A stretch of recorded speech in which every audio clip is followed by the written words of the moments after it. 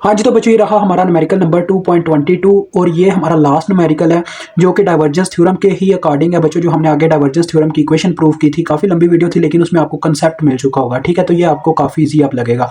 तो बच्चों वो हमें कहता है कि हमारे पास जो फोर्स है वो क्या है जी, 4xz माइनस वाई स्केयर और वाई जी। आपको मैंने बताया था फर्स्ट हमारे पास एक्स की वैल्यू होती है, सेकंड वाई की वैल्यू होती है, थर्ड जी की वैल्यू होती है। मतलब कि तीन एक्सिस होते हैं ना, कार्टेशियन सिस्टम है ये, कार्टेशियन कोऑर्डिनेट सिस्टम। तो फर्स्ट वाली एक्स एक्सिस के लॉन्ग है, दूसरी वाली वाई एक्सिस के लॉन्ग है, तीसरी वाली जी एक्सिस के लॉन्ग है। वेरिएबल्स बच्चों जो मर्जी हो, लेकिन ये तरतीब ऐसे ही होती है, ठीक है। ये चीज़ याद रखना कि बच्चों ये चीज़ इस तरह से मैं कहना चाह रहा हूँ। मतलब देखो कार्टेशियन सिस्टम होगा तो एक्स वाई जी होगा, ठीक है, इस तरह से लिखी गई होंगी वैल्यूज। अगर होगा मतलब कि स्फेरिकल कोऑर्डिनेट सिस्टम तो स्फेरिकल में इस तरह से होता है आर थीटा एंड फाई, ठीक है।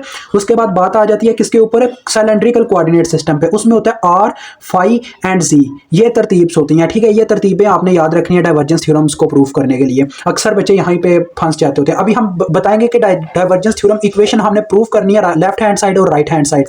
तो वो होती क्या है बच्चों, डाइवर्जेंस थ्योरम की जो इक्वेशन थी वो थी integral according to close surface, force का इंटेग्रल बच्चों किसके साथ, उसके यूनिट वेक्टर के साथ हम साथ में लिख देते होते हैं वैसे। तो डी एस ही चलो भी लिखता हूँ, डी एस, ठीक है। ये एक मतलब कि वेक्टर क्वांटिटी होती है और साथ में होता है इसका यूनिट वेक्टर, ठीक है बच्चों। विच इज इक्वल टू, हमारे पास ये बराबर आना चाहिए किसके, integral according to volume delta dot force साथ में बच्चों डीवी, ठीक है। तो ये चीज़ हमने यहाँ पे प्रूफ करनी है। तो ये तो काफ़ी सिंपल है बच्चों। इसकी राइट हैंड साइड तो मैं हमेशा राइट हैंड साइड पहले करवाता हूँ। ये आपने फार्मूला याद रखना है, यानी कि डाइवर्जेंस थ्योरम की इक्वेशन कहती है आपको याद रखनी पड़ती है, ठीक है। इसको याद रखिएगा। तो पहले मैं इसका करना चाहूँगा राइट हैंड साइड सॉल्व। तो देखो बच्चों ये आ गई आपकी राइट हैंड साइड। तो देखो बच्चों राइट हैंड साइड में जैसे कि उसने कहा हुआ है कि हमें क्या करना है, राइट हैंड साइड में इंटेग्रल लेना है वॉल्यूम के अकॉर्डिंग। वॉल्यूम इंटेग्रल लेना मतलब जैसे आपको पता है वो वॉल्यूम चार्ज डेंसिटी होता है, तो उसमें इंटेग्रल का क्या मतलब होता है, यानी कि इंटेग्रल हर रीजन के अकॉर्डिंग, हर एक्सिस के अकॉर्डिंग। तो साथ में आ गया डेल्टा डॉट एफ। बच्चों हमें पहले डेल्टा डॉट एफ मालूम करना पड़ेगा, ठीक है, फिर बात आएगी इस पे। तो सबसे पहले मैं आपको बताता चलूं बच्चों, देखो इसमें जो डी वी है वो हमारे पास किसके इक्वल होगा, देखो हर एक्सिस के अलांग है, यानी कि हर एक्सिस के अलांग इसकी मतलब कि इंटीग्रेशन की लिमिट आनी है, यानी कि एक्स वाई और जी एक्सिस, यही तीन एक्सिस है हमारे पास। तो उसका डेरिवेटिव डी वी यानी कि वॉल्यूम क्या होगा, इन तीनों के यानी कि जो चेंज आएगा इन तीनों में, उन तीनों के मल्टीपल के। तो देखो बच्चों आ जाएगा डी एक्स डी वाई और डी जी। ये मैं आपको बेसिक चीजें पहले ही समझा चुका हूँ, ठीक है। ये एक तो चीज मैंने मेंशन कर दी, लेकिन अभी मुझे क्या चीज फाइंड आउट करनी है, डेल डॉट वी। तो बच्चों डेल डॉट वी क्या, del dot F find out करना है। तो डेल्टा का डॉट प्रोडक्ट फोर्स के साथ, ये हम पहले ही स्टडी कर चुके हुए हैं किसके अंदर बच्चों, ये हमने स्टडी किया था डेल्टा को अपने डाइवर्जेंस थ्योरम के बाद। जो कर्ल ऑफ फोर्स आता है या ग्रेडियंट ऑफ स्केलर आता है, उसी किसी एक में उन्होंने डेल्टा को मेंशन किया था कि डेल्टा की क्या मतलब इक्वेशन होती है। बच्चों देखो डेल्टा हमारे पास बराबर होता है partial derivative of x partial derivative of x partial derivative according to x in the direction of x axis, यानी कि यूनिट वेक्टर साथ में मेंशन किया जाता है। इसी तरह से partial derivative of y in the direction of y axis, partial derivative according to z in the direction of A Z. इसी तरह से बच्चों मतलब के कहने का मतलब ये है मेरा, देखो कि जिस तरह से आपके मतलब के कोऑर्डिनेट सिस्टम होगा ना, मतलब कि जोन सा कोऑर्डिनेट सिस्टम होगा वैसे वैसे ये रिप्लेस हो जाएंगे। यानी कि हो सकता है वहां पे आ जाए पार्शियल ओवर पार्शियल आर, यानी कि जब आपका सिलेंड्रिकल कोऑर्डिनेट सिस्टम हो या स्फेरिकल कोऑर्डिनेट सिस्टम हो, तो उसी तरह से आपकी ये चीजें चेंज हो जाएंगी। ये चीज याद रखिएगा। तो चलो अब मैं पुट करता हूँ। वैसे आपके यहाँ पे देखने को क्या मिला हमें, आपके जो क्वेश्चन है वो असल में इन्हीं पे ही है, कार्टेशियन पे ही है। तो चलो आओ स्टार्ट करते हैं। देखो डेल्टा की जगह उसकी वो वैल्यूज पुट होगी पार्शियल ओवर पार्शियल एक्स, यानी कि मैंने क्या करना है बच्चों, आगे देखो ये पार्शियल यानी कि डेरिवेटिव लेना है एक्स के अकॉर्डिंग, लेकिन किसका, यूनिट वेक्टर ए एक्स का, यानी कि मुझे एक्स के एक्सिस का यानी कि एक्स की वैल्यू का लेना है। तो देखो बच्चों एफ के अंदर जो एक्स एक्सिस है, यानी कि एक्स एक्सिस पे मेरे पास क्या है, वो है 4xz। तो यहाँ पे 4xz पुट किया जाएगा, ठीक है। यानी कि इसका जो यूनिट वेक्टर है ए एक्स वो रिप्लेस हो जाएगा 4xz के साथ। ओके हो गया बच्चों, ये असल चीज है।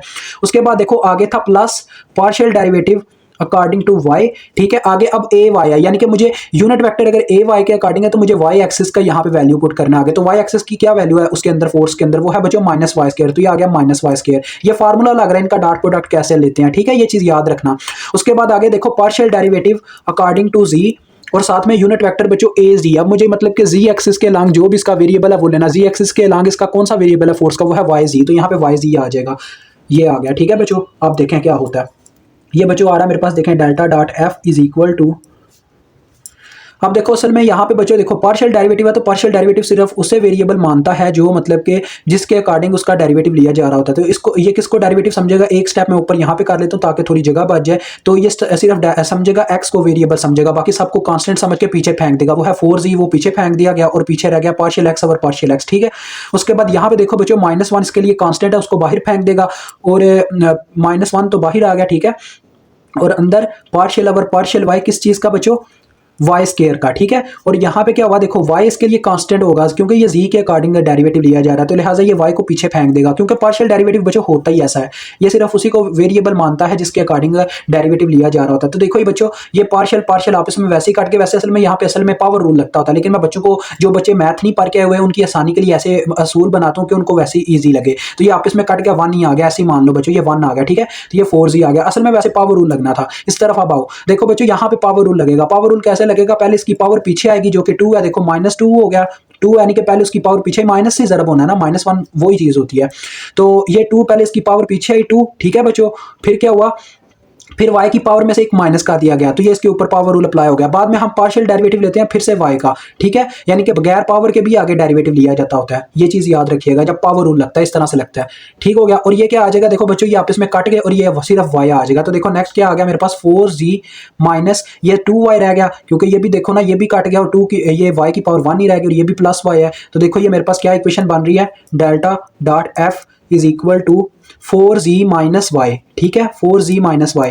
अब मैं इसको उठा के बच्चों पुट करूंगा वहां पे जहां पे असल में मुझे इसे पुट करना था। तो यहाँ पे देखो अभी ये राइट हैंड साइड आपकी सॉल्व होना स्टार्ट होने लगी है। तो देखो बच्चों वॉल्यूम का आपको पता है इंटीग्रल जो होता है वॉल्यूम चार्ज डेंसिटी का जो इंटीग्रल होता है वो असल में 3 एक्सिस के अलॉन्ग इंटीग्रल होता है, इसको इसी वजह से वॉल्यूम का इंटीग्रल कहा जाता है। तो लिहाजा हम इसको अब 3 इंटीग्रल से मेंशन करेंगे, 3 टाइप्स का इंटीग्रल जो किस किस एक्सिस के अलॉन्ग होगा बच्चों, पहला एक्स एक्सिस के, दूसरा वाई एक्सिस के, तीसरा जी एक्सिस के। ठीक है, और डेल्टा डॉट एफ की आगे हम जो वैल्यू आई है वो पुट कर देंगे, वो क्या आई है 4z माइनस वाई, और साथ में क्या आ जाएगा बच्चों dv की जगह dx dy और dz। ठीक है, ये चीजें मैंने पहले ही बता दी थी। अब आगे आ जाओ, अब बच्चों हम क्या करेंगे देखो अब ये इंटीग्रल भी इनके साथ मल्टीप्लाई होंगे और डेरिवेटिव भी, क्योंकि सेंटर में माइनस है इन्होंने अलग अलग होना है। तो देखो पहले नंबर पे क्या हुआ बच्चों, पहले नंबर पे ये 3 इंटीग्रल 4z से मल्टीप्लाई हो रहे हैं, ये 3 डेरिवेटिव। तो 4 एक कांस्टेंट टर्म है, इसको शुरू में ले जाओ, 4 शुरू में आ गया। ठीक है, और साथ में ये तीनों इंटीग्रल आ गया ऐसे, देखो इंटीग्रल x के अकॉर्डिंग, इंटीग्रल y के अकॉर्डिंग, इंटीग्रल z के अकॉर्डिंग, और साथ में ये जो 4 के साथ z था ये आगे आ गया। ठीक है, साथ में आ गया dx dy dz। ठीक है बच्चों, ये चीज आ गई। उसके बाद देखो ये माइनस y अब इनके साथ मल्टीप्लाई हुआ और इनके साथ भी, तो माइनस शुरू में आ गया और बच्चों, और साथ में इंटीग्रल पहले आ गए x फिर y फिर z और साथ में क्या आ गया y यहाँ पे। ठीक है, और साथ में आ गया dx dy dz। यानी बच्चों क्या हुआ है, ये भी मल्टीप्लाई होते गए, इंटीग्रल्स भी मल्टीप्लाई होते गए, ऐसे ही दोनों के साथ ऐसे ही हुआ है। ठीक है, तो ये काम हुआ है। अब मैं इनकी लिमिट्स पुट करूंगा। तो देखो बच्चों इनकी लिमिट्स क्या है, पहले 4 तो एक कांस्टेंट टर्म है ना, तो देखो असल में जिसका इंटीग्रल जोन सा है उसी के साथ उसका डेरिवेटिव प्लस वेरिएबल आ जाएगा। पहला इंटीग्रल है बच्चों x का, तो देखो पहले x की लिमिट्स भी पुट कर देते हैं। देखिए x की लिमिट, हर एक की लिमिट देखें 0 से 1 तक है, लिमिट्स यानी सबकी सेम है। तो देखो बच्चों x की ये मैंने लिमिट लगा दी। ठीक है, अब जो भी x का वेरिएबल मौजूद होगा ना इक्वेशन के अंदर वो मुझे इसकी यहाँ पे लाना और साथ में उसका डेरिवेटिव। देखें x का यहाँ पे वेरिएबल कोई भी नहीं है, सिर्फ डेरिवेटिव है dx, तो लिहाजा dx को मैं शुरू में ले आऊंगा। ठीक है, और आगे है मेरे पास y का अब इंटीग्रल। तो देखो बच्चों y के इंटीग्रल में भी y की लिमिट पुट होंगी जो कि 0 to 1 है, यानी क्योंकि लिमिट सबकी सेम है, तो लिहाजा अब मुझे y का वेरिएबल प्लस इसका इंटीग्रल लाना। तो देखो बच्चों जरा गौर करो, y का यहाँ पे वेरिएबल कोई भी नहीं है, सिर्फ डेरिवेटिव है, तो ये dy आ गया। ठीक है, अब तीसरे नंबर पे आता है z का इंटीग्रल। तो ये देखो z का ये वाला इंटीग्रल मैंने पुट किया। अब यहाँ पे z की लिमिट्स पुट करूंगा, जी की भी 0 से 1 नहीं है लिमिट, तो ये आ गई। अब इसका भी मुझे वेरिएबल देखना और डेरिवेटिव देखना है। तो देखो बच्चों इसका वेरिएबल यहाँ पे मौजूद है जो कि जी है और वेरिएबल है dz, तो ये आ गया। ठीक है, इस तरह से होता है, यहाँ पे भी ऐसे ही होगा। देखो यहाँ पे पहले x का देखा जाएगा, x की आपको पता लिमिट्स तो सबकी सेम है, लिमिट्स आगे 0 to 1। ठीक है, x की लिमिट तो 0 to 1 आ गई x की लिमिट, यानी अपर लिमिट और हायर लिमिट और लोअर लिमिट। ठीक है, और साथ में अब x का देखो वेरिएबल नहीं है, सिर्फ डेरिवेटिव है, तो ये dx आ गया। उसके बाद देखो बच्चों अब y की बारी आती है, y के इंटीग्रल की, इसकी भी रेंज वही है 0 से 1, यानी कि लिमिट्स वही हैं। तो लिहाजा देखो बच्चों इसका वेरिएबल यहाँ पे मौजूद है जो कि y है और साथ में है dy। ओके हो गया। उसके बाद बच्चों देखो थर्ड आता है z का इंटीग्रल। z का इंटीग्रल ये है हमारे पास, z की क्या लिमिट्स हैं 0 से 1, लिमिट सबकी सेम है और साथ में वेरिएबल इसका कोई नहीं है लेकिन सिर्फ डेरिवेटिव है, तो ये dz आ गया। जरा गौर करो, मैं आपको दिखा भी देता हूं, ये देखो लिमिट सबकी सेम है 0 से 1 तक, ये हर एक की। ठीक है, ये चीज मेरे अजीज। तो देखो बच्चों, अब मैं इन सब के जरा लेता जाऊंगा इंटेग्रल्स। देखो बच्चों, जब इंटीग्रेशन और डेरिवेशन के दरमियान कोई वेरिएबल नहीं होता तो ये ऐसे ही वर्क करती है जैसे एक वायरस तो दूसरा एंटीवायरस, यानी एक दूसरे को खा जाती हैं। ये डी इस इंटेग्रल को खा जाएगा तो सिर्फ एक्स रह चुका होगा और एक्स के साथ आ जाएंगे इसकी लिमिट्स ऐसे 0 से 1। ठीक है बच्चों, इसी तरह से वाई के साथ भी यही होगा। देखो डेरिवेटिव इंटेग्रल को काट देगा और यहाँ पे सिर्फ रह जाएगा वाई और साथ में लिमिट्स आ जाएंगी 0 to 1। और जी के ऊपर बच्चों क्या होगा, यहाँ पे पावर रूल लगेगा। असल में क्यों, क्योंकि देखो जी का ये इंटीग्रेशन का असूल है कि अगर जी का डेरिवेटिव उसके साथ मौजूद है ना तो उसके ऊपर पावर रूल लग जाता है इंटीग्रेशन का। देखो डी का अगर मैं डेरिवेटिव लेता हूं अगर जी का तो वो आता है 1। अगर मैं जी का डेरिवेटिव जी के अकॉर्डिंग लूँ तो वो 1 आएगा। 1 इसके साथ ऑलरेडी मौजूद है, लिहाजा पावर रूल लगेगा। पावर रूल क्या करता है बच्चों, इसकी पावर में एक प्लस करता है और उसी पावर से डिवाइड करता है, यानी कि ये डेरिवेशन के बिल्कुल उल्टा चलता है। तो बटे में आ गया 2, ठीक है बच्चों, और साथ में लिमिट्स आ गई 0 से 1। ऐसे ही इस तरफ होने वाला है। देखो अब यहाँ पे पहले नंबर पे आता है एक्स। देखो डेरिवेटिव और इंटीग्रल कैंसर तो एक्स आ गया और इसकी लिमिट्स आ गई, ओके हो गया। और इसी तरह से बच्चों देखो वाई की कहानी है, यहाँ पे भी पावर रूल लगेगा जैसे जी के ऊपर लगा है, बस वेरिएबल हो रहा है तो लिहाजा देखो उसका इंटीग्रल, इसका भी साथ में डेरिवेटिव मौजूद है। वाई का डेरिवेटिव अगर वाई के लिहाज से लें तो 1 आता है, 1 इसके साथ मौजूद है ना, लिहाजा इसके ऊपर पावर रूल लग गया। एक पावर में एक प्लस और उसी पावर से डिवाइड, जो कि 1 + 1 2 बनती है, और साथ में आगे इसकी लिमिट्स। और साथ में देखो आगे लास्ट में है जी। यहाँ पे भी बच्चों डेरिवेटिव इंटीग्रल से कैंसिल हो गया, सीधा सीधा वायरस एंटीवायरस। तो ये कहानी है आगे इसकी लिमिट्स वाली, ओके होगा। आप इन पर पुट करते जाओ और देखते जाओ। देखो बच्चों देखो, अपर लिमिट माइनस लोअर लिमिट असल में फार्मूला होता है। तो अपर लिमिट है 1 माइनस लोअर लिमिट, मतलब कि एक्स की जगह लिमिट्स पुट होती जाएंगी, ऐसे ही वाई की जगह फिर जी की जगह माइनस लोअर लिमिट जो कि 0 है, ये आ गया। आगे देखो अब वाई की जगह भी ऐसे ही 1 माइनस 0, यानी अपर लिमिट माइनस लोअर लिमिट। और ऐसे ही अब ये जी स्केयर है, ये बटे वाला 2 बच्चों मैं बाहर ले जाता हूँ, ये कांस्टेंट टर्म है, इसको उठा के बाहर फेंक दे कोई फर्क नहीं पड़ता, ठीक है। बटे में तो बटे में ही आएगी, बाहर भी तो ये आ गई बाहर, और अंदर है जी स्केयर। अब जी की जगह वैल्यू पुट करेंगे तो देखो 1 का स्केयर आ जाएगा पहले, ठीक है। अपर लिमिट पुट हुई, फिर माइनस लोअर लिमिट यानी कि 0 का स्केयर ऐसे आ जाएगा। अब इस तरफ भी बच्चों ऐसे ही देखो, ये 1/2 मैं बाहर फेंक दूंगा क्योंकि बच्चों देखो इसका बटे में 2 है ना, ये कांस्टेंट है, इसको मैंने बाहर फेंक दिया। अंदर आप देखो जरा, अपर लिमिट माइनस लोअर लिमिट यानी कि 1 माइनस 0। यहाँ पे भी बच्चे देखो वही हुआ, लेकिन यहाँ पे क्या है, y का स्केयर है। तो y का स्केयर अपर लिमिट जब पुट करूंगा, y का स्केयर, y की वैल्यू 1 पुट की और y का स्केयर था, दैट्स वाई 1 का भी स्केयर होगा। ऐसे ही जैसे यहाँ पे हुआ तो फिर लोअर लिमिट में भी ऐसे ही होगा, 0 का स्केयर आ जाएगा, ठीक है। और आगे 1 माइनस 0, अपर लिमिट माइनस लोअर लिमिट, ये जी के लिए। अब देखो बच्चों ये आ रहा है 2, इसको मैं ओवरऑल हल करता हूँ। देखें ये 2 आया, 2 multiply by 1 multiply by 1 multiply by 1, तो ये 2 ही आना है, ठीक है। उसके बाद ये क्या आ रहा है हमारे पास, देखो ये 1 आ रहा है, ये भी 1 आ रहा है, ये भी 1 आ रहा है, यानी कि 2 माइनस 1/2 असल में यहाँ पे फार्मूला बन रहा है, जो कि क्या बनता है 3/2। 2 बार 4, 4 में से 1 माइनस किया तो ये आ जाता 3/2। तो ले जी आपका आ गया, ओके हो गया। ये आपका आ गया बच्चों लेफ्ट, ये राइट हैंड साइड का आंसर, ठीक है। राइट हैंड साइड तो काफी इजीली हल होगी, दूसरी भी काफी इजीली हल होगी। देखें ये आपने राइट हैंड साइड हल किया है। जो लेफ्ट हैंड साइड है बच्चों ये वाली, इसको मैं करूंगा सॉल्व नेक्स्ट पेज पे, क्योंकि यहाँ पे जगह नहीं रही। तो नेक्स्ट पेज पे चलते हैं, और आपको पता ही है बच्चों कि उसमें हमने कैसे चलना है। मैं वहां पे ना आपको 21 न्यूमेरिकल के तरीके से समझाऊंगा। देखो हमारे पास जो लेफ्ट हैंड साइड है, अब ये मैंने लेफ्ट हैंड साइड ले ली, उसका फार्मूला था बच्चों, देखो ये integral according to surface f.n, unit vector आपने पहले लिखना है, ठीक है, ये चीज़ याद रखना। और बाहर था ds, ये फार्मूला, ठीक है। आपने हर एक बच्चों x देखें, x की भी 2 वैल्यू है, y की भी 2 वैल्यू है, z की भी 2 वैल्यू है। x1 की वैल्यू आ गई 0 और x2 की वैल्यू, यानी कि मैंने उनको 2 हिस्सों में बांट दिया, x2 की वैल्यू 1, ऐसे ही y1 की, y2 की, फिर z ऐसे ही बच्चों सारी लिख लीजिएगा, ठीक है। तो मैं क्या करूंगा, सब बारी बारी ये वैल्यूज पुट करके f की f.n यानी कि बारी बारी इनकी वैल्यूज पे निकालूंगा। बच्चों ये चीज़ याद रखिएगा, जब x1 0 है तो x2 f को पहले मैं आपको यहाँ पे ऊपर मेंशन कर दूं, f क्या चीज़ है आपके लिए पास, यानी आपके पास x क्या दिया गया है बच्चों, आपके पास x दिया गया था, ये देखें 4xz माइनस वाई स्केयर, फिर yz, 4xz minus Y square, और लास्ट में क्या था yz, जी बिल्कुल माइनस वाई स्केयर, और लास्ट में है yz। तो ये देखें बच्चों मैंने ऊपर f को भी मेंशन कर दिया, ठीक है। अब हम बारी बारी हर एक पॉइंट पे निकालेंगे। देखें x1 x2 लिख लिया, इसी तरह से हम रख लेंगे y1 और y2। y1 की वैल्यू 0, आपको पता लोअर वैल्यू जहाँ से स्टार्ट हो रही है वो लिखेंगे, और फिर y2 की वैल्यू जो कि 1 है। ऐसे ही z1 की वैल्यू बच्चों 0 है, और z2 की वैल्यू क्या है हमारे पास 1 है, ओके हो गया। ये सारी आ गई। अब हमने हर एक पॉइंट पे निकाली है बच्चों, इन तीनों पॉइंट्स पे ना निकालिएगा, उसकी वजह मैं आपको बताता हूँ। देखें एक पॉइंट पे मैं आपको निकाल के दिखा देता हूँ x1 पे, ताकि आपको समझ में आ जाए मैं इन तीनों पॉइंट्स पे क्यों कह रहा हूँ ये ना निकालिएगा। देखें उसकी वजह यह है, देखो बच्चों जब मैं x1 के लिए निकाल रहा हूँ ना, तो यहाँ पे मेंशन करूंगा पहले फॉर x, आपने लिखना है for x1 is equal to 0, यानी कि यह हम किसके लिए निकाल रहे हैं, x1 को 0 के बराबर रख के, यानी कि x1 की जब वैल्यू 0 है उसके लिए हम निकाल रहे हैं। तो देखो क्या होगा बच्चों, पहले मुझे x1 के लिए f.n निकालना पड़ेगा। तो असल में क्या होता है, ये चीज़ आपने याद रखनी है, या एक्सिस मैंने आपको समझाना है। ये देखो हर एक एक्सिस का यही असूल है बच्चों। देखो x यहाँ पे एक्स एक्सिस, ये सेंटर में ओरिजिन, ठीक है, और इस साइड पे होगा एक्स प्राइम एक्सिस, यानी कि इस साइड पे होंगी एक्स की पॉजिटिव वैल्यूज, इस साइड पे होंगी एक्स की नेगेटिव वैल्यूज, और सेंटर में होगा जीरो।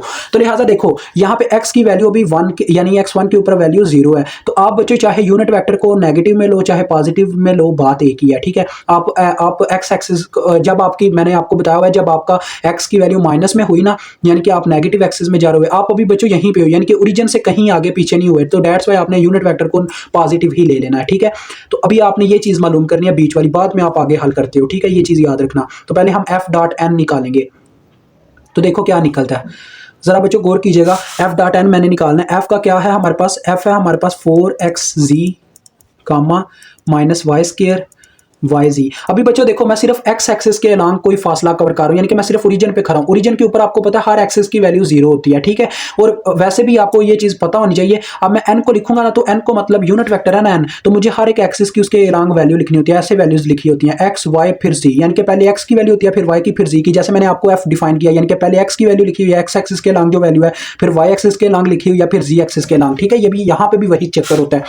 तो देखो अभी हम ओरिजिन के ऊपर खड़े हैं, यानी कि ओरिजिन वो पॉइंट जहां पे हर एक्सिस की वैल्यू 0 होती है। दैट्स वाई हमारे पास क्या होगा बच्चों, हर एक पॉइंट 0 होगा। अदरवाइज आप वैसे ये भी कह सकते हो बच्चों, आप इसको 0 ना भी लिखो ना, आप ये कह लेना कि आपने एक्स एक्सिस को 1 रख देना, ठीक है, क्योंकि हम अभी पॉजिटिव एक्स एक्सिस की वैल्यू पे खड़े हैं, ठीक है। यानी कि एक्स एक्सिस की वैल्यू बच्चों अगर पॉजिटिव है ना, तो आपने एन यानी कि यूनिट वेक्टर को +1 वैल्यू दे देनी है, क्योंकि हमने एक्स को +1 रख देना है। बच्चों यही समझो यार, असल में ना मैं आपको ज्यादा कंफ्यूज नहीं करना चाहता। देखो आपने पता क्या करना है, आपने ओरिजिन के ऊपर भी अगर खड़े हो ना, तभी आपने अपने यूनिट वेक्टर को 1 वैल्यू दे देनी है एक्स एक्सिस के ऊपर, यानी जब आप एक्स एक्सिस पे हो। अगर वाई एक्सिस पे हो तब भी 1 दे दो, जी एक्सिस पे हो तब भी 1 दे दो। अगर वो 0 या 0 से बड़ा है, अगर 0 से छोटा है फिर उसको -1 वैल्यू देना, ठीक है, समझ में आ गया। और मैंने एक्स पे ही इसको क्यों वैल्यू दी, क्योंकि हम सिर्फ एक्स एक्सिस के अलोंग चल रहे हैं, अभी हमने एक्स के ऊपर फाइंड आउट करनी है। तो देखो बच्चों क्या आ जाएगा, देखो डॉट प्रोडक्ट में आमने सामने वाली वैल्यूज होती हैं, यानी कि एक्स एक्सिस से ही मल्टीप्लाई होगा, तो ये क्या आ जाएगा 4xz, यही आ गया, ठीक है।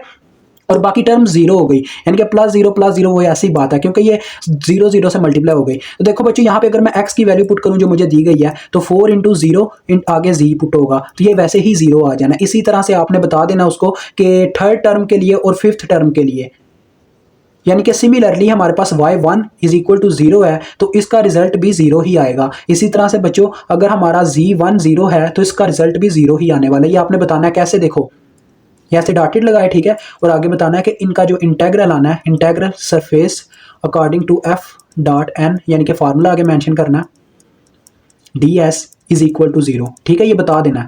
और ऐसे ही z1 के लिए भी बता देना, क्योंकि इनकी वैल्यू 0 है, आपने देख ही लिया जैसे x के लिए हुआ, तो ये इनका रिजल्ट 0 आ जाएगा। बाकी सारे 3 वैल्यूज पे भी हमें निकालना पड़ेगा, वो कैसे निकालेंगे देखें, ds = 0 ये मेंशन कर दिया। अब बात आती है जब x2 की वैल्यू बच्चों मैं लूंगा, यानी कि जब मैं x की वैल्यू x2 वाली लूंगा जो कि 1 है। देखो अब बच्चों मैं ओरिजिन से मूव करने लगा हूं पॉजिटिव एक्सिस की तरफ, क्योंकि मैं ओरिजिन की तरफ ओरिजिन के ऊपर था 0 की वैल्यू पे, लेकिन अब मेरी वैल्यू 1 हो गई है, तो मैं यहाँ पे इस साइड पे जाना स्टार्ट हो गया। तो मैंने आपको बताया था जिस साइड पे हम जाते हैं उस वक्त उस साइड पे हमारे यूनिट वेक्टर की डायरेक्शन हो जाती है, और यूनिट वेक्टर की डायरेक्शन में नेगेटिव और पॉजिटिव इस तरह से तय होता है कि अगर आप एक्स एक्सिस की बात कर रहे हो, अगर आप एक्स एक्सिस की अलोंग जा रहे हो, यानी कि एक्स प्राइम के अलोंग नहीं जा रहे, तो आप पॉजिटिव यूनिट वेक्टर लोगे। अगर आप एक्स प्राइम के अलोंग जा रहे होते तो आप नेगेटिव मतलब लेते, नेगेटिव अपना एन लेते, यानी कि फॉर एग्जांपल बच्चों आप -1 की तरफ जा रहे होते, आपकी दूसरी वैल्यू होती -1, आप इस तरफ जाते तो आप पता क्या करते, अपने यूनिट वेक्टर को -n प्राइम लिखते, ठीक है। ये चीज मैं यहीं पे क्लियर कर रहा हूं आपकी। तो देखो अब क्या होगा, पहले बच्चों उसी तरह से हम क्या करेंगे, f डॉट n निकाल लेंगे, क्योंकि हमारा अगर x की वैल्यू पॉजिटिव है तो यूनिट वेक्टर प्लस में लिया जाएगा, तो ये फार्मूले में +n ही पुट होगा। अगर हमारा -1 होता ना तो हम यहाँ पे -n पुट करते हैं, ये चीज़ याद रखिएगा। अब चलो मैं ये आपके सामने करने लगूँ, देखें 4xz - y², ठीक है बच्चों, yz।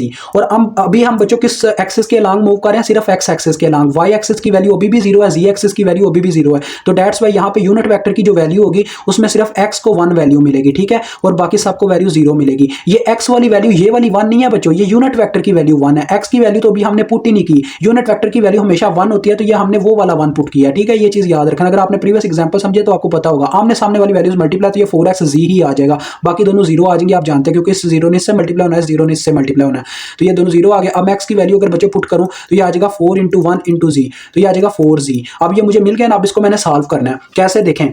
वो इंटीग्रल आपको पता है। तो अभी हमें निकालनी है इसकी सरफेस चार्ज डेंसिटी x2 की। तो देखो बच्चों कैसे निकालेंगे, जब हम अलोंग x एक्सिस बच्चों सरफेस चार्ज डेंसिटी निकालते हैं, तो ये मैंने आपको समझाया हुआ है अपने थ्योरेटिकल पार्ट्स में कि जब आप अलोंग x एक्सिस अपनी सरफेस चार्ज डेंसिटी निकालना चाहोगे तो आपने जो दो इंटीग्रल उसमें लेने हैं वो किस के अकॉर्डिंग लोगे। आपने मतलब कि x के अलावा जो दो आपके एक्सिस बचेंगे ना, यानी कि जिस एक्सिस के अलोंग आप निकालना चाहते हो अपना सरफेस चार्ज, उसको छोड़ के जो दो एक्सिस बचेंगे उनके अकॉर्डिंग आपने इंटीग्रल और डेरिवेटिव ले लेना। देखें x हमने लिया हुआ है, तो फिर पीछे कौन से दो एक्सिस रह गए, y और z, तो आपने यहाँ पे y और z इस्तेमाल करना है। ये हमने किसका फार्मूला बच्चों ओपन किया, ये इस चीज का, यानी ये इस चीज को हमने लिखा है असल फॉर्म में, यानी कि जो इसका नेक्स्ट स्टेप बनना था ये सरफेस चार्ज डेंसिटी के इंटीग्रल का। ठीक है, आगे ये ds किससे रिप्लेस हो जाएगा, ds हमारे पास बच्चों इसमें इक्वल होगा, ds इज इक्वल टू यहाँ पे किसके इक्वल होगा, dy और dz के। ये आपने पढ़ा हुआ है, जब हम अलोंग x एक्सिस जा रहे होते हैं तो ये हमारे पास इसके इक्वल होता है, ये मैंने आपको स्टडी करवाया हुआ है।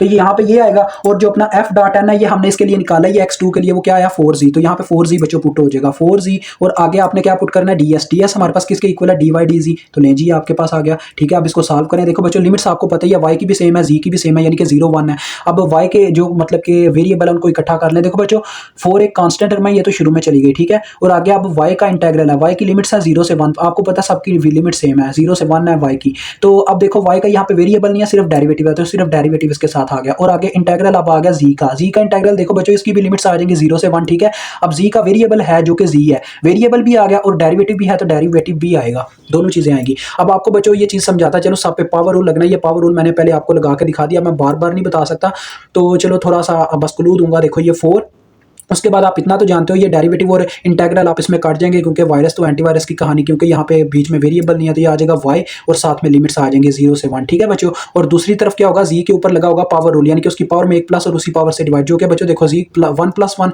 और बटे में आ गया और 2 और साथ में लिमिट्स आ गई 0 से 1। ठीक है, ये आगे आ गया, तो ये आप जरा एडजस्ट कर लीजिएगा। तो देखो बच्चों ये मेरे पास क्या आ जाएगा, ये मेरे पास आ जाएगा 4, और ये इसके बटे वाले 2 को मैं बच्चों शुरू में ही ले आऊंगा। ठीक है, 4 बटे में 2 आ गया। ठीक है, और इन 2, अब देखो बच्चों y के अंदर अपर लिमिट माइनस लोअर लिमिट वाला फार्मूला लगेगा ना, ऐसी पुट होती है ना लिमिट्स, तो देखो अपर लिमिट पुट हुई 1 - 0 ऐसे आ गया। ठीक है, और उसके बाद आगे z का स्क्वायर था, बस यहाँ पे z के स्क्वायर में भी upper limit minus lower limit put होगी। अपर लिमिट है 1, तो 1 का स्क्वायर आ गया, माइनस लोअर लिमिट जो कि 0 है, तो 0 का स्क्वायर आ गया, तो ये चीज आ गई। अंदर से 1 ही निकलना, तो ये 1/2 आ रहा है, तो ये आपके पास आ गया। ठीक है, अब हम बच्चों किसके लिए करेंगे, अब हम इसकी चौथी के लिए करेंगे, चौथी जूस के लिए, क्योंकि देखें ये हमने पहली, तीसरी और पांचवी हमने ऑड वाली पहले ही कर ली हुई है, क्योंकि वो सारी 0 थी। अब हम इवन वाली कर रहे हैं, 2 अब 4, y2 when y2 is equal to 1। तो देखो बच्चों अब y2 की 1 के ऊपर बात करता हूँ, ये तो आपको समझ में आ गया। अब अगर मैं y एक्सिस पे होता तो मेरे पास दो ही टर्म्स होनी थी। देखो बच्चों यहाँ तो पॉजिटिव y या नेगेटिव y और सेंट्रल ओरिजिन पॉइंट।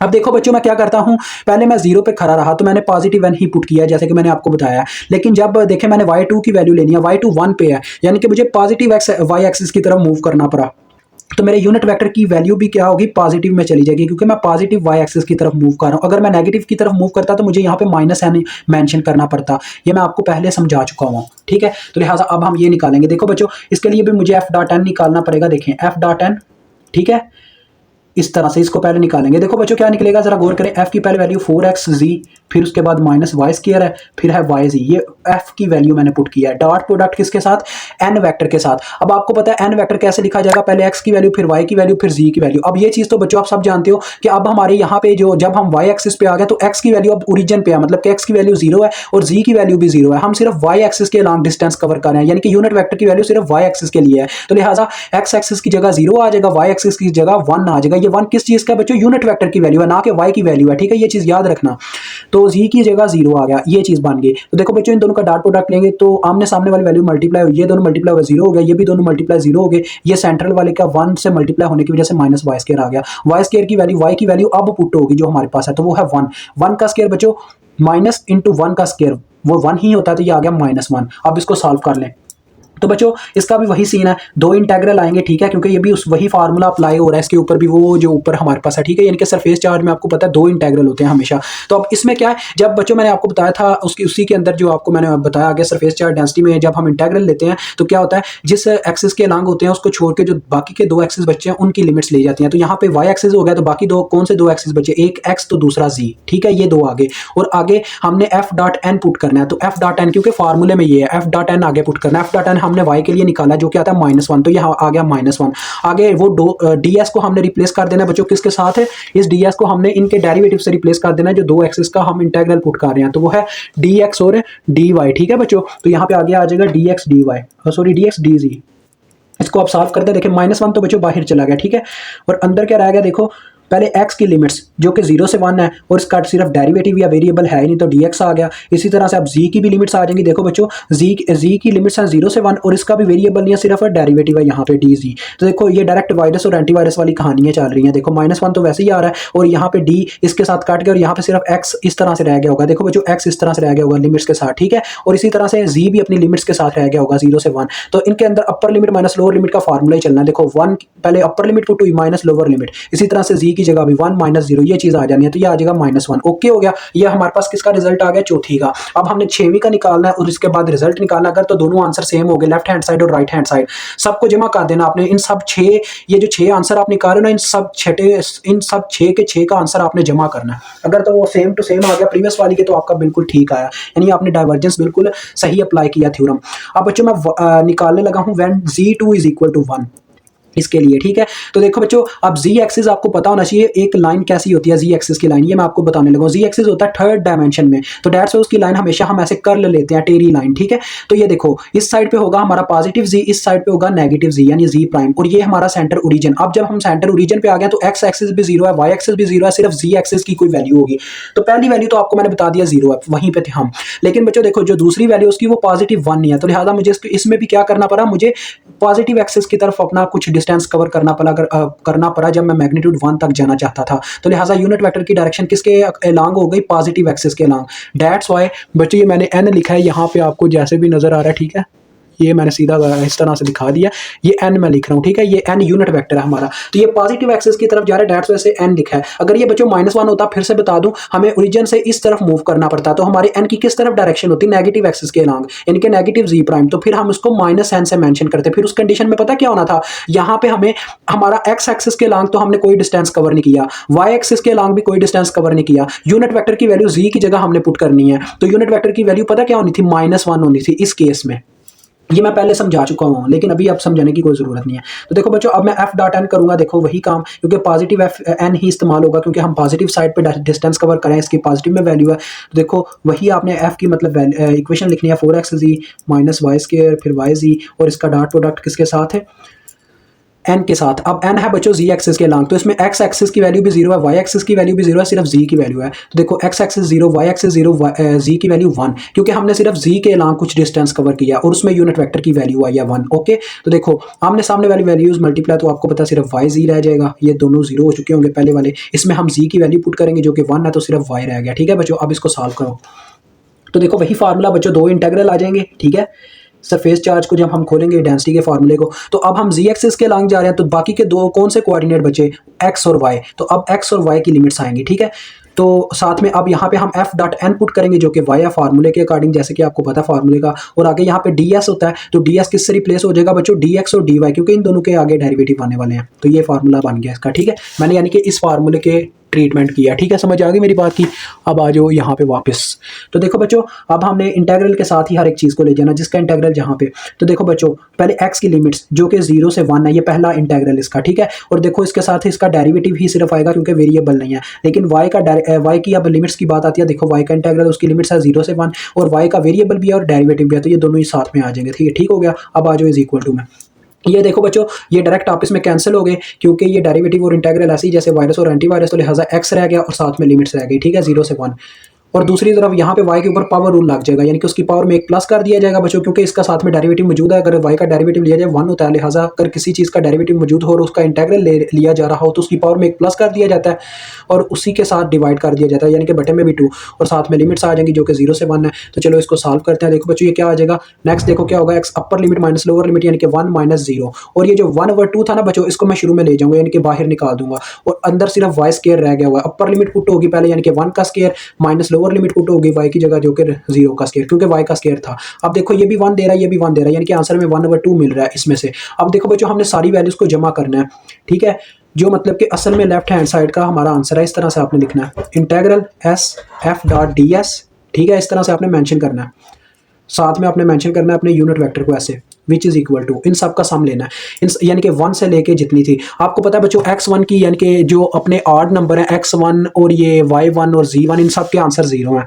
तो इस तरह से मैं ना एक एक डिब्बा छोड़ के आगे इन सब की 0 लिख देता हूँ। ये देखो, ये चौथे का डिब्बा छोड़ दिया और ये आगे पाँचवें में 0 लिख दिया। अब छठे का नंबर लिखना है। ये देखो बच्चों, यहाँ पे मुझे लिखनी है x2 की वैल्यू। जब मैंने x2 पुट किया तो मुझे क्या वैल्यू मिली, ये देखो, ये दूसरा मैंने मेंशन किया और मुझे वो वैल्यू मिली थी 1/2। ये देखें, जब मैंने x2 1 पुट किया था मुझे आंसर मिला था 1/2, तो यहाँ पे पुट हो गया 1/2। ओके, उसके बाद अब बात आती है चौथे की। चौथे में देखो बच्चों, जब मैंने y2 को 1 पुट किया तो मुझे आंसर में मिला -1। ठीक है, ये आपको नजर आ रहा है, ये देखें हमने यहीं पे प्रूफ किया, आपके सामने ही किया सारा। तो ये -1 आ रहा था, डेट्स वाई यहाँ पे -1 पुट होगा चौथे की जगह। छठे में z2 की वैल्यू थी, जो जब हमने z2 पुट किया तो हमें आंसर में मिला 1/2। तो सॉरी गाइस, एक छोटी सी मिस्टेक है यहाँ पे। ये देखें, यहाँ पे कैलकुलेशन में मिस्टेक है बस। ये देखें 2 1s are 2 2s are 4 था, मैंने इसको 1/2 लिख दिया हुआ है, तो इसको आप मल्टीप्लाई बाय 4 कर दें। ठीक है, ये ठीक कर लें। ये आपकी दूसरी वैल्यू है, दूसरी वैल्यू ये आपने लिखी हुई है। फिर से मिस्टेक हो गया, माजरत, लेकिन पता नहीं यार क्यों क्वेश्चन में मिस्टेक रह ही जाती है कहीं पे। देखें, अभी अभी मुझे उसी वक्त पता चल गया, ये देखा मैंने जब, तो ये 2 आता था असल में। ठीक है, 2 आता है। तो ये देखो बच्चों, ये 2 आ गया हमारे पास। देखें ये क्या बन रहा है, 2 -1 + 1/2। ये आपके पास बन रहा है, 0 0 सारा आपने हटा दिया। ठीक है, ये बन गया 1 + 1/2, और 1 + 1/2 क्या होता है, 3/2। तो आपका राइट हैंड साइड, ये लेफ्ट हैंड साइड का आंसर आ रहा है 3/2, और राइट हैंड साइड का आंसर भी आया था 3/2, और यहाँ पे डाइवर्जेंस प्रूव हो जाती है। ले जी, आपका ये क्वेश्चन डन हो।